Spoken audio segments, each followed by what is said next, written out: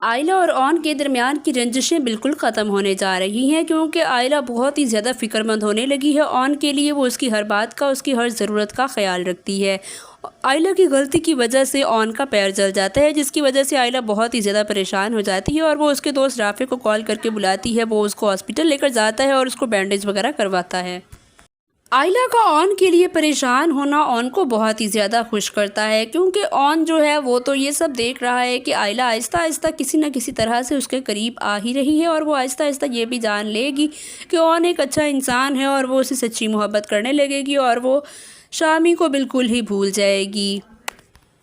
دوسری طرف زویا جو ہے وہ آن کا پتہ کرنے کے لیے اس کے گھر آتی ہے، اور وہاں پر رافع بھی موجود ہوتا ہے۔ رافع اور اس کے درمیان جو بھی محبت کی باتیں ہوتی ہیں وہ ساری باتیں آئلہ بھی سن لیتی ہے، اور وہ بہت زیادہ پریشان ہو جاتی ہے اور وہ اپنی بہن کو کہتی ہے کہ تم نے مجھ سے بھی نہیں سیکھا، میں نے محبت کر کے کتنا بڑا دھوکہ کھایا ہے۔ اور وہ اس سے کہتی ہے کہ سب مرد ایک جیسے ہوتے ہیں، بس ان میں 19-20 کا فرق ہوتا ہے۔ تو زویا اپنی بہن سے کہتی ہے کہ شامی بھائی کی طرح یہ بالکل بھی نہیں ہے، رافع ایک بہت اچھا انسان ہے۔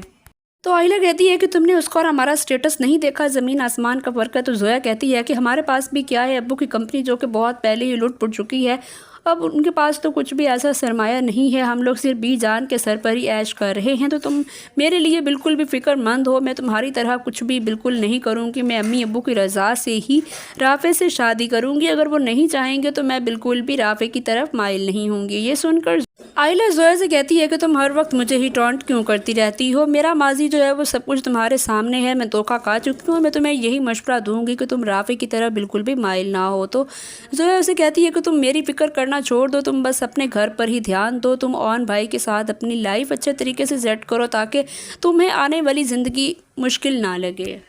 زویا اور رافع کو اکٹھا کھڑا ہوا آئلہ کا باپ بھی دیکھ لیتا ہے۔ ثاقب جیسے ہی دیکھتا ہے کہ اس کی دوسری بیٹی بھی ایک اور لڑکے میں انٹرسٹڈ ہو چکی ہے اور وہ اس کے ساتھ چھپ کر باتیں کر رہی ہے، تو وہ بہت زیادہ غصے میں آ جائے گا اور وہ اپنی بیوی سے کہے گا کہ میں سوچتا تھا کہ ہماری چھوٹی بیٹی ایسی نہیں ہے، لیکن یہ بھی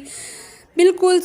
آئلہ کے نقش قدم پر یہ بھی چل پڑی ہے۔ اور وہ فوراً سے اپنی بیوی سے کہتا ہے کہ میں ابھی راحت کی فیملی کو کال کرتا ہوں، ان سے کہتا ہوں کہ آپ لوگ آج ہی آئیں اور میں اس کا رشتہ جو ہے وہ پکا کرتا ہوں تاکہ یہ عذاب تو ہمارے سر سے ٹل ہی جائے۔ زویا اپنی ماں کی بہت زیادہ منتیں کرے گی اور اسے کہے گی کہ پلیز آپ بابا جان کو کہیں کہ ایسا کچھ بھی نہیں ہے، وہ میں رافع سے کوئی اور ہی بات کر رہی تھی، ہمارے درمیان ایسا کچھ بھی نہیں ہے جو کہ وہ سمجھ بیٹھے ہیں۔ تو شمسہ جو ہے وہ ساری بات اپنی بیٹی آئلہ کو بھی کال کر کے بتا دیتی ہے کہ ان کے درمیان کیا چل رہا ہے۔ تو آئلہ ان سے کہتی ہے کہ میں بھی اس بارے میں کچھ نہیں جانتی، حالانکہ وہ سب کچھ جانتی ہے، لیکن وہ اپنی بہن کی بات رکھ جاتی ہے۔ شمسہ پھر اپنے شوہر کو سمجھاتی ہے کہ زویا کی ایسی کوئی بھی بات نہیں ہے، وہ بالکل سچ کہہ رہی ہے، اس کا رافع سے کوئی تعلق نہیں ہے۔ آنے والی ایپیسوڈ میں آپ کو یہ سب کچھ دکھایا جائے گا۔ اگر آپ کو ہمارے ڈرامہ ریویوز پسند آ رہے ہیں تو چینل کو لازمی سبسکرائب کر دیں۔